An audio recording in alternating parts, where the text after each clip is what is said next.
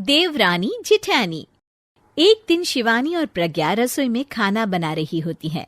तभी प्रज्ञा को रसोई में एक चूहा दिखता है और वो जोर से चिल्ला पड़ती है, दीदी वो देखो चूहा। वो डर के स्लैब पर चढ़ जाती है। अरे चूहा ही तो है, तू तो ऐसे डर रही है जैसे तूने कोई भूत देख लिया हो। कितनी डरपोक है तू भी ना प्रज्ञा। आप ज्यादा हंसो मत दीदी, हर इंसान को किसी ना किसी चीज से डर लगता है। लगता होगा, पर मुझे तो किसी चीज से डर नहीं लगता। मैं तो बहुत बहादुर हूँ, पर तू हद कर दी भाई, एक चूहे से डर गई है। एक दिन प्रज्ञा अपने कमरे से बाहर निकल रही होती है और तभी शिवानी उसे पीछे से आकर डरा देती है। प्रज्ञा एकदम से उछल पड़ती है। दीदी ऐसे भी कोई मजाक करता है क्या? अरे जरा अपनी शक्ल तो देख, एकदम बैंगन की तरह नीली पड़ गई है। अरे मेरी देवरानी इतनी बड़ी डरपोक है, मुझे तो पता ही नहीं था। आप ऐसे चौंकाओगे तो कोई भी डरेगा ना। अरे नाना, कोई बहाना अब काम नहीं आएगा। आज से ना तुम्हारा नाम है डरपोक प्रज्ञा। शिवानी प्रज्ञा का मजाक उड़ाकर चली जाती है। प्रज्ञा शिवानी की मजाक उड़ाने की आदत से परेशान हो जाती है। जब देखो मेरा मजाक उड़ाती रहती है, इनकी शिकायत तो मम्मी जी से करनी ही पड़ेगी मुझे। प्रज्ञा अपनी सास के पास जाती है और उन्हें सारी बात बताती है कि किस तरह उसकी जिठानी उसके डर का मजाक उड़ाती है। ओहो, तो बड़ी बहू को बड़ा घमंड है अपनी बहादुरी पर। कोई नहीं, अभी उसका घमंड तोड़ देते हैं। मेरे पास एक तरकीब है छोटी बहू, एक काम कर तू। प्रज्ञा की सास उसे अपनी जेठानी को डराने का प्लान बताती है। ये तो बहुत अच्छा आइडिया है मम्मी जी, क्या बात है।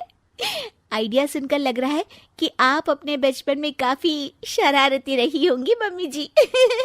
अब आएगा मजा मेरी बहादुर जेठानी जी को। प्रज्ञा अपनी जेठानी को डराने का एक प्लान बनाती है। रात में वो शिवानी के पास जाती है और कहती है, दीदी मुझे ना बहुत डर लग रहा है। क्या हुआ मेरी डरपोक देवरानी? दीदी मैं छत पर गई ना तो मुझे ऐसा लगा कि कोई वहां है। ऐसा लगा जैसे मुझे कोई वहां देख रहा था, जैसे कोई साया। अरे क्या बक रही हो, तेरा वहम होगा। नहीं नहीं दीदी, आप चलो ना प्लीज मेरे साथ, मुझे तो बहुत डर लग रहा है। मेरी एक साड़ी सूख रही थी, वही लानी है। प्लीज आप चलिए ना ऊपर मेरे साथ। ओफो, चल। प्रज्ञा शिवानी को बहाने से छत पर ले जाती है और वो उसके पीछे चल रही होती है। ले आ गए हम छत पर। कहाँ है भूत, दिखा, कहीं तो है नहीं। तभी प्रज्ञा चुपके से सीढ़ियों पर छुप जाती है और शिवानी छत पर अकेली रह जाती है। अरे प्रज्ञा, कहाँ चली गई? प्रज्ञा एकदम से सीढ़ियों का दरवाजा बंद कर देती है। अब शिवानी को डर लगने लगता है। मैं नीचे चली जाती हूँ। लगता है प्रज्ञा भी नीचे ही चली गई है। तभी उसके सामने एक खुले बाल सफेद साड़ी में औरत खड़ी होती है। शिवानी उस औरत को देखकर डर जाती है।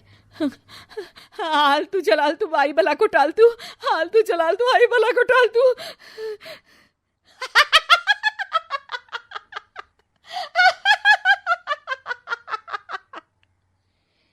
चुड़ैल की हंसी सुनकर शिवानी बुरी तरह डर जाती है। नहीं नहीं, मुझे छोड़ दो, भगवान के लिए मुझे छोड़ दो। नहीं नहीं नहीं नहीं नहीं नहीं नहीं नहीं, मैं तुझे नहीं छोड़ूंगी, मैं तेरा खून पी जाऊंगी।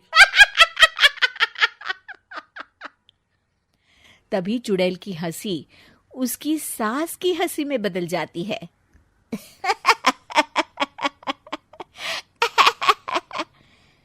मम्मी जी, ये तो मम्मी जी की आवाज है।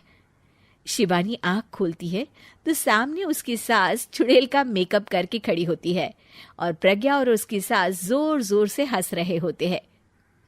क्यों मेरी बहादुर जेठानी जी, आप तो कहती थी कि आप किसी से नहीं डरती। ये तुमने अच्छा नहीं किया प्रज्ञा। और सासू माँ, आप भी इसके साथ मिलकर। और नहीं तो क्या बहू, तुम अब मेरी छोटी बहू का ऐसे मजाक बनाओगी तो मुझे तो चुड़ैल बनना ही पड़ेगा ना।